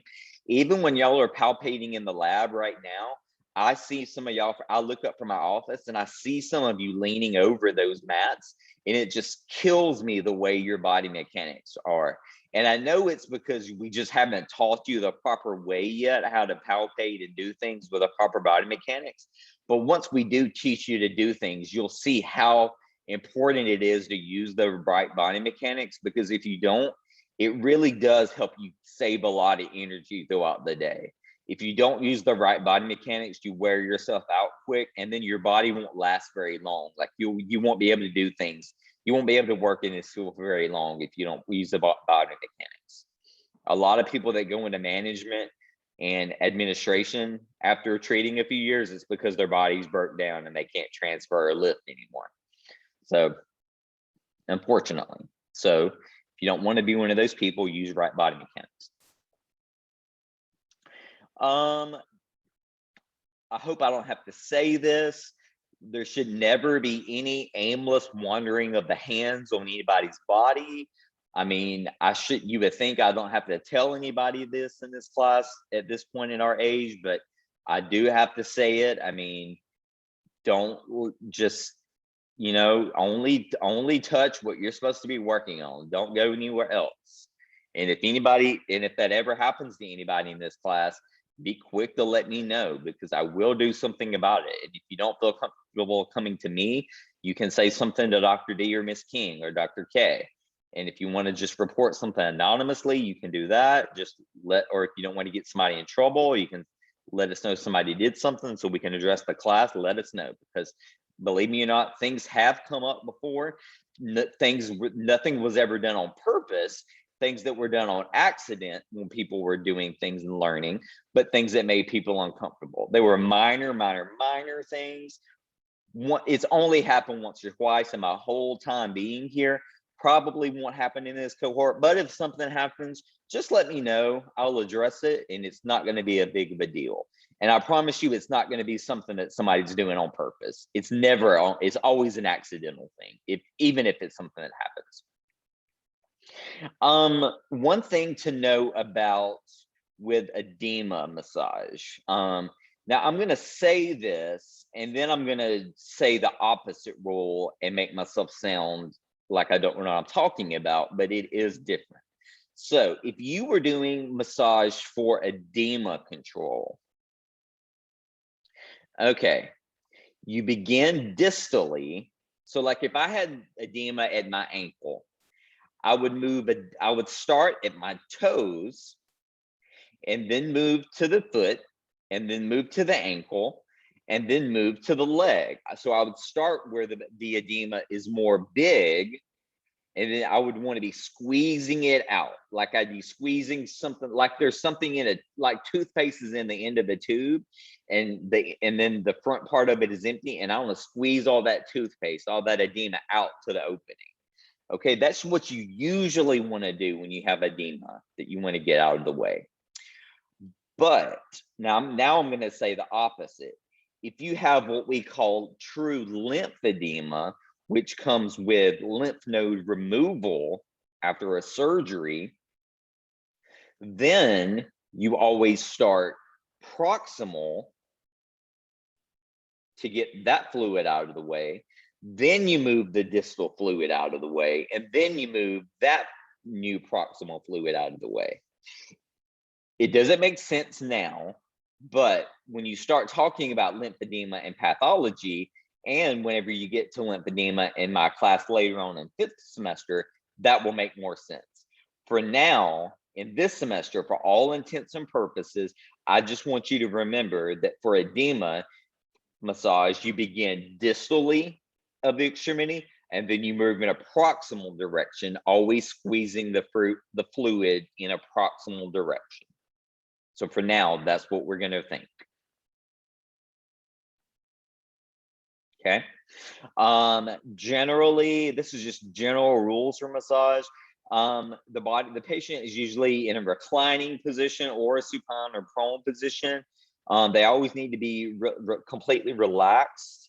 If you need to move the extremity or a body part in a different, like say, move it on and lay it on a table or lay it on a bolster, just make sure that the patient is positioned. So like if you have to have them sitting up to work on their arm, just make sure that their arm is like relaxed and laid down on like a table or on pillows. They don't need to be holding their arm up. Whatever the body part that you're working on, it needs to be completely relaxed.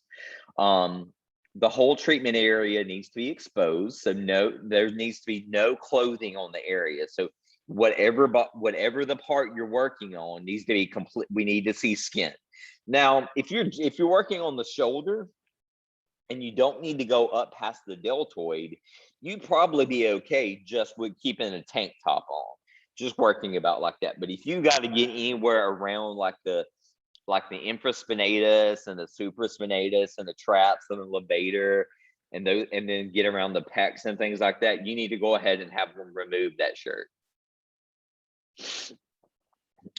Especially restrictive clothing, if it's tight or if it's like a sports bra, that needs to be removed because that'll always get in the way. And just remember what I said about keeping patients straight.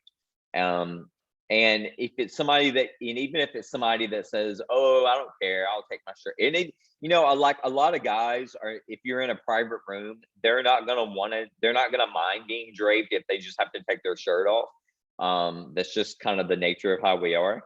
But don't take that for granted. If you're a male therapist and your client is a male and you've got to get them to take their shirt off, still give them the option if they need to be draped or not, because they may actually want to.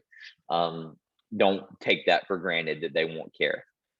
Now, you might run into the opposite situation like I did one time, where a patient does not want to be draped and they like taking all their clothes off. Well, that's not appropriate. And when they want to take more clothes off than what you actually need to get body parts to get to, that's not appropriate. Yeah, that happened to me one time, and I was a little surprised when I walked back into the room and the woman was naked and I just needed her shoulder to be exposed. So yeah, there was a little bit of a miscommunication there. So yeah, she had to get dressed again. And then I draped her the right way. So that was maybe my fault not communicating the right way, but she took that a little bit too far. So that was mostly on her. So when you tell somebody what you need to get to and what you need to drape, don't be like me. Be very specific about what body part you need to be exposed. Okay, don't be general, or you're going to have a little bit of a surprise. Don't put yourself in that situation. So just like I said, have good body mechanics. you need to have your fingernails very, very short and well groomed all the time. The general rule of thumb, and this goes, and ladies, if you like long fingernails, and even guys, if you like to keep your fingernails a certain length, the rule of thumb is if you can hold up your palm in front of you, if you can see your fingernails over the tips of your fingers, then your fingernails are too long. If you cannot see your nails over the tips of your fingers looking straight at your palm, then your fingernails are okay. Okay, so fingernails, you do not want to poke somebody with your fingernails. So especially no fake nails, never, because and long nails, even if they're fake or short, you harbor, ladies, you think you might keep them disinfected and clean. You have no idea how much bacteria you harbor up under those long nails, whether they're failed or whether they're fake or whether they're real. It's just nasty. So just keep them off, okay? So no long fingernails. And you always, always, always need to wash your hands very well before sanitize, and even after you wash them, I would sanitize them with hand sanitizer and make sure they're nice and warm. So like before you put that, you might have cold hands like I usually do, and then the lotion might be cold too. So make sure you put the lotion or the oil in your hands and then rub it up between your hands to make sure warm the lotion and your hands up. Because I tell you what, we do this every year. It's so funny. Nothing is worse than when a student goes, okay, I'm going to put some lotion on you. And they put the bottle over the person and they squirt the lotion on the person's body, and that lotion is cold and the person jumps off the table. Half of y'all are going to do it. I know you will. And I'm going to laugh at every single one of you, but only because it is just a rookie mistake. So always try to put it between your hands and warm it up to get it warmed up. So then when you put it on the person's body, it won't be cold. Some places will have like warmers for the lotion or for the gel or the lotion, and that's nice too. Then you don't even have to warm it up between your hands. What massage will do and will not do, will not remove fat tissue, will not strengthen muscles, will not increase muscle tone, but it will improve the flexibility of a muscle. Y'all probably knew that already. It also improves the nutrition of a muscle, because if you think about it, if you're applying pressure, all this deep pressure to this soft tissue, you're going to be stimulating blood flow to the areas. Well, you're bringing in more blood flow. If you bring in more blood, you bring in more metabolites, more nutrition, more oxygen. So if that muscle has damage to it or a trigger point, you're only going to help with the healing of that muscle even more. Other things that soft tissue massage can do and friction massage can do, you can decrease muscle tone. So people that have hypertonicity with neuromuscular diseases now can get massage to their muscles if they have hypertonic muscles. So like if they have hypertonicity, which was where their muscles are too tight and contracting involuntarily and they can't fight it, they can have massage to those muscles to help loosen up those muscles and get more control of them. Now, let me put a disclaimer on that. Massage will never heal hypertonicity, and it will never make it go away completely. It only will help a little bit, and you have to go and get that massage done to those same muscles very regularly all the time. So let me give you an example. I had a patient once. I was working right after I started working in inpatient. I was working outpatient, and he was a college patient, and he had cerebral palsy, and he went to U of H, and he was in a power chair. I don't remember his name. Super cool guy. Lived on campus, and he had a lot of spasticity and hypertonicity. And he came to our office because he got therapy at our office, and he got a lot of Botox injections in our office every few months in his tight muscles to loosen his muscles up. Well, he also went to massage therapy after he would get his Botox injections. When the Botox started working, if you don't know this about Botox, yeah, Botox can help, for lack of a better word, paralyze muscles. So a little bit so that we can use them better. So he would get Botox in his hypertonic muscles so that it would paralyze the involuntary contraction. And then the massage would help loosen up the adhesions in the muscle so that he could work the muscle better himself. So the combination of Botox injections, stretching by knee and therapy, and then massage therapy 2 or 3 days a week kept his arms functioning so that he could eat by himself. He could use his arms right. He could get books in and out of his backpack. He could take his backpack and put it on the back of his power chair. He could manipulate his power chair and his books on his chair, on his table on his chair. But if he missed his Botox injections, which have to be done every 3 to 4 months, or if he stopped massage therapy for a couple of weeks, he would start tightening up again. And then he would have a lot of trouble doing these things. Like he might not be able to get that book bag on the back of his backpack, and he couldn't get his books in his backpack anymore. And he might have trouble in class now, turning pages and writing and things like that. So massage can be very functional for people that need it. It's not just therapeutic or relaxing. It can help people in functional ways too in everyday life. Okay, let's talk a little bit about trigger points and what we call ischemic pressure massage. This is the same thing as just trigger point. So what is a myofascial trigger point? And we're gonna be real quick on this, guys. This is almost out. A trigger point is just a sore spot in a muscle that happens usually whenever you overuse a muscle. So like going back to my example a little while ago, if you work out a lot, you probably have knots in your muscle, you get and they're sore. If you study a lot, or if you sit at a desk a lot and do a lot of work at a computer, or you're reading a lot, you probably get pain in your upper traps, you get knots in your muscles. Those are trigger points. If you do a lot of sports and you use the same muscles over and over, you probably have some overuse trigger points in those bands. Anywhere like that, it's just going to be a painful type, real sore spot in a muscle belly that you can really feel like if you press on it. If you press on it with your finger and it's a sore spot, then that's your trigger point.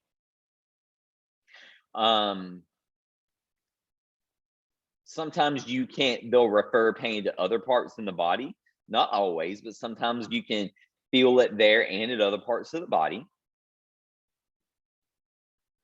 Let's see, what do you need to know from this? Just that sometimes it will be a very localized sharp pain in that area, but it may radiate. So like I said, the signs of active trigger points are going to be a sharp, localized pain. It does, and you do feel it with movement, and it will restrict the patient's movement a little bit. So their movement will be restricted because of the pain. They'll say, "Oh, when I try to move my arm in the air, it hurts when I do this," or when I try to play tennis, it hurts when I take a swing. Maybe they feel weak in that muscle now. Maybe they're having muscle spasms because of that. Maybe they are having hypersensitivity to the muscles, to the skin because of the trigger points. And maybe if you palpate that trigger point, they jump like it's because it's so sore. Those are signs of trigger points. Okay, we can activate and work on a trigger point with just pressure from our finger, with a knuckle, with our fist, with our elbow, just putting down our elbow, the electron down into that trigger point and just rubbing it around and putting in a lot of pressure, or with our finger and strumming them back and forth like a guitar string. All this stuff should cause some kind of pain to the person. This should all cause some type of bearable pain, not like a 10 out of 10 pain, but it should cause some kind of pain. So the way that, let me get to so what do we do for trigger points? What you do when you find, if a person says they've got a sore spot, or they've got a sore spot in a muscle, and you can palpate a trigger point, which is going to be like a deep knot or a hard place in the muscle. Maybe it's superficial, but it's a hard place. That's a trigger point, and they're all different sizes. Okay, if you can touch it and press down on it, and it hurts, it's a trigger point. Or if they try to move and it hurts in that spot, it's a trigger point. Here's what you do. You get them in a relaxing position, and then you put pressure either with your finger, your thumb, knuckle, or elbow on that point for 5 to 10 seconds, okay? We're calling this ischemic pressure technique. We're trying to cut off blood flow for 5 to 10 seconds, okay? Now, we want this to cause pain. So this is the only time that I'm giving you permission to cause pain to your patient. So if you have a beef to pick with them one day, then if you have something against them, get back at them with cross friction massage, because this is the day to do it. You get to cause them pain. So cause them pain, but for no more than 10 seconds. Then afterwards, give them a few seconds to kind of recoup. And then let's talk about what happened. Ask them these questions. Do you have pain decrease? If their pain decreases after a few seconds, then that's a positive response. If their pain is unchanged, that's still a positive response. We just need to do it again. But if the pain increases after a few seconds of sitting there and resting, then that's a negative response. Then we don't need to do it again. So only if we have a decrease in pain or unchanged pain do we need to keep doing this. And we would keep doing it for 1 to 5 minutes of stimulation. We wouldn't want to do it for longer than 5 minutes, because that's just going to cause too much pain and soreness. And they probably would be too sore to see us after that. And probably people that have true trigger points are not going to let you work on them with this technique for 5 minutes. They'll probably only make it a minute or two. But that's the way you let that you know that you're doing it right. If it's hurting them, then you're doing it right. This is exactly where when we're doing dry needling, we are sticking the dry needle exactly into the same exact trigger points. I'm not even going to talk about spray and stretch with icy stretch.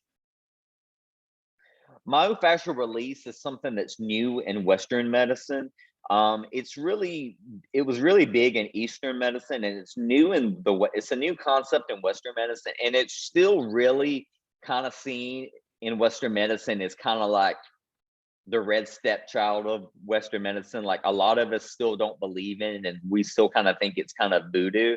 And really the way they talk about it and the things their theories behind it are really kind of out there, and you kind of have to use your imagination to kind of think about it.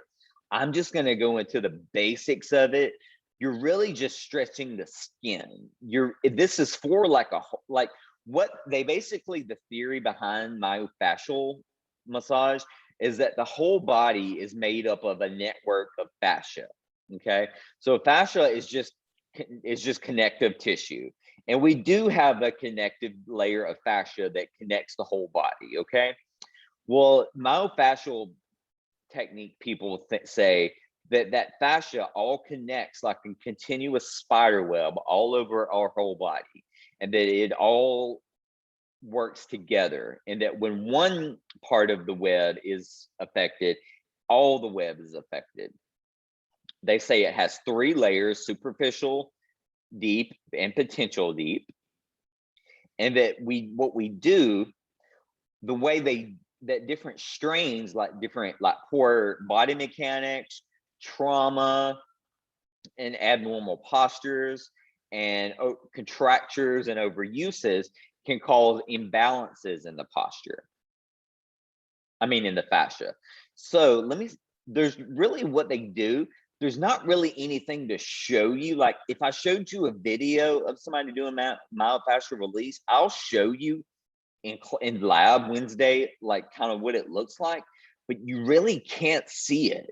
All you're doing is putting your hands on the skin, and you're barely putting pressure through the palms of your skin, and you're just moving your palms in opposite directions to stretch out the underlying layer of fascia. And you do that up and down the body, okay? You don't ever actually stretch anything. You don't stretch any muscle. you don't really even stretch the skin or any tendons or ligaments. You just barely put your hands on the skin and move them apart until you take up the slack in the skin. And that's all you do. You don't use any kind of lubricant or anything. And by doing that, they say that they get the balance of fascia back in right, proper alignment and balance again. You only hold that pressure each time for about 90 to 100 seconds. Like I said, it's still really seen as really, myofascial massage is kind of seen, it's kind of weird even in our field still. There are classes out there you can take for continuing ed on it. And there's like one guy out there in the whole country that's kind of like the PT guru for myofascial release. And he's like the only guy that holds the seminars. And so it's real hard to get into the seminars and everything, but like he touts myofascial release as being like the thing that like physical therapy is missing, that like if we all learned it, that like everybody's practices would be completely turned around. But people that learn it just don't see it the way he does. So we just don't see the things that he does. It just is, it can be helpful in things like people that have like chronic pain disorders, like fibromyalgia and things like that, where they truly do have trigger points that are there because of immunological reasons. So like people, like going back to the trigger point release, people that have the trigger points with fibromyalgia, that's an immunological disease. It's an autoimmune disease, but trigger point release can help people with fibromyalgia. Now, those people do much better with dry needling, with acupuncture, and with cupping, but they do very well with cross friction massage and ischemic pressure massage too. Okay. So that was a lot on cross friction massage. Are there any questions on that? Okay. So y'all just look over as far as soft tissue mobilization, just look up the main differences about the different kind of strokes, effleurage, petrissage, and tapotement. Go through why we would do friction massage on scars and adhesions and things.